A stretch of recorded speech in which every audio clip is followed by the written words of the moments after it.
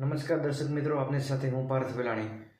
હળવદ તાલુકાના દેવીપુર ગામના ખેડૂત જેમને 1000 રૂપિયાનો ચેક જે તાલુકા પંચાયતને આપ્યો અને ખેડૂતની કેવી સંવેદના હશે, એની કેટલી મજબૂરી હશે કે કેટલી પીડામાંથી એ સહન કર્યું હશે અને કે ચોમાસામાં એનો પાક નિષ્ફળ ગયો અને એવી પરિસ્થિતિમાં એના પરિવારનું કેવી રીતે ગુજરાન ચલાવ્યું હશે. મજૂરોને જે એમને પૈસા આપવાના હોય, સાથે બિયારણ હોય, ખાતર હોય, ક્યાંક વ્યાજે પૈસા ઉછીના લાવ્યા હોય, તો એ બધી પરિસ્થિતિમાંથી જે ખેડૂતો પસાર થયો હોય અને એ પરિસ્થિતિમાં સરકારે જ્યારે પાક નિષ્ફળ ગયો હોય ત્યારે જે નુકસાન કરી અને સર્વે કરી જે કંઈ નુકસાન થયું હોય તો એનું વળતર આપવા માટે આદેશ કર્યો છે.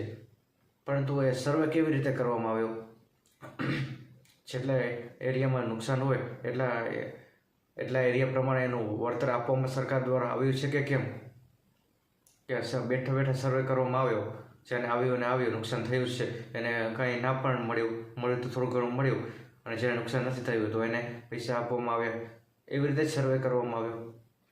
સર્વેમાં હળવદ તાલુકામાં ખેડૂતો સાથે અન્યાય થયો છે એ વાસ્તવિકતા છે અને નકારી શકાય એમ પણ નથી.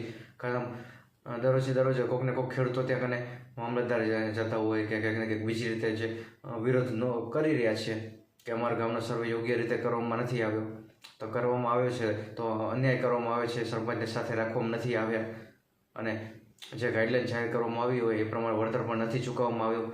એમ ઘણા બધા વિષયને લઈને ખેડૂતો આંદોલન કરી રહ્યા છે.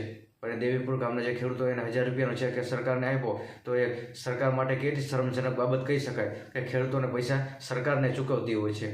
એ સુરેન્દ્રનગરમાં જોયું, રાજુભાઈ કરપડા સાથે બધા ખેડૂતો આવ્યા અને જે ખેતીવાડી અધિકારીને ચેક આપ્યો.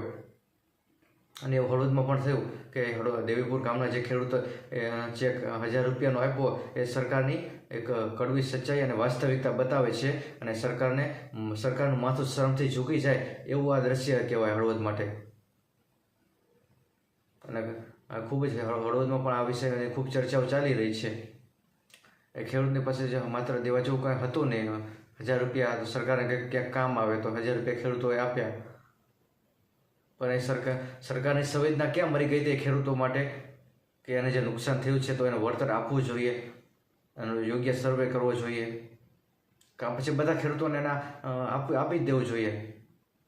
અને ખેડૂતોને આપશે તો સરકાર એમાં કંઈ નાની તો થઈ નથી જવાની.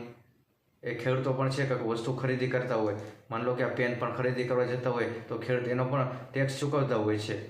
એવા સાધનો જે બધા લેવામાં આવે તો બધાનો ટેક્સ હોય જ છે સરકારમાં, એવું નથી કે નથી હોતો. ખેડૂતો ટેક્સ ભરે જ છે. તો સરકારે જે ખેડૂતો ટેક્સ ભરે છે તો સરકારની કેમ એની સંવેદના અહીંયા મરી જાય છે ખેડૂતો માટે કે ખેડૂતોને વળતર પણ નથી ચૂકવી શકતી? આ તો ખેડૂતોને સરકારને વળતર ચૂકવતી હોય એવું આ લાગી રહ્યું છે.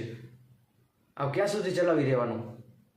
ખેડૂતો સાથે અન્યાય થાય છે એ ખેડૂતો ક્યાં સુધી સહન કરતા જ રહેશે? ભૂતકાળમાં પણ એ જ થયું, અત્યારે એ જ થઈ રહ્યું છે, ભવિષ્યમાં પણ આપણે આવું જ કરવાનું છે. સરકારને શું કંઈ બદલાવાનું જ કંઈ નથી, આવું નવી નીતિ રાખવાની છે. ખેડૂતો સાથે હંમેશા અન્યાય કરવાનો જ છે ને ખેડૂતોને બધું સહન કરવાનું જ છે. અને ક્યાં સુધી આવું ચલાવવાનું છે? આખરે કહી દીધું સરકાર કે આટલા વર્ષ સુધી ખેડૂતોને હેરાન કરવાના છે. શું ખેડૂતોએ તમને મત નથી આપ્યા? બધા ધારાસભ્યોને મત આપીને એ સત્તા ઉપર તમને બેસાડ્યા છે. સરકાર તમારી બનાવી નાખી છે, ભરોસાની ભાજપ બનાવી છે. કેટલા વર્ષોથી ગુજરાતમાં ભાજપનું શાસન રહ્યું છે. તો એ ખેડૂતો માટેનું એ સંવેદના ક્યાં મરી જાય છે? ટેકાના ભાવ જે આપવાના હોય એ ટેકાના ભાવ તો કે ખેડૂતોને અહીંયા મળતા નથી યાર્ડમાં. એમાં પણ ખેડૂત સાથે અન્યાય થાય છે. અને વિકાસના નામે મોટી વાતો કરવામાં આવે છે.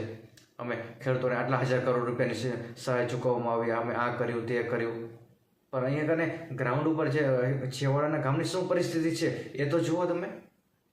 આ તો ખેડૂતો સરકારને પૈસા આપવા માટે જાય છે. આ કઈ હદે ગયું? આ કેવી આ માનસિકતા કહેવાય? આખરે સરકાર શું કરવા માગી છે એ જ નથી સમજાતું. અને આવું બધું ભવિષ્યમાં પણ ચાલે જ રાખશે. કંઈ ખેડૂતો માટે સારું થાય એવી કંઈ એંધાણ કે એવી અપેક્ષા દેખાવાની નથી. અને ખેડૂત હંમેશા દેવાદાર બની રહ્યો છે, ખેડૂત આત્મહત્યા કરી રહ્યો છે અને એ તો રોકાવાનું નામ લેતું નથી. એ તો સંખ્યા વધી જ રહી છે, એ તો ઓછું થતું નથી. અને ખેડૂત જાતિને આવું જ બધું સહન કરવાનું છે. જય જવાન જય કિસાન.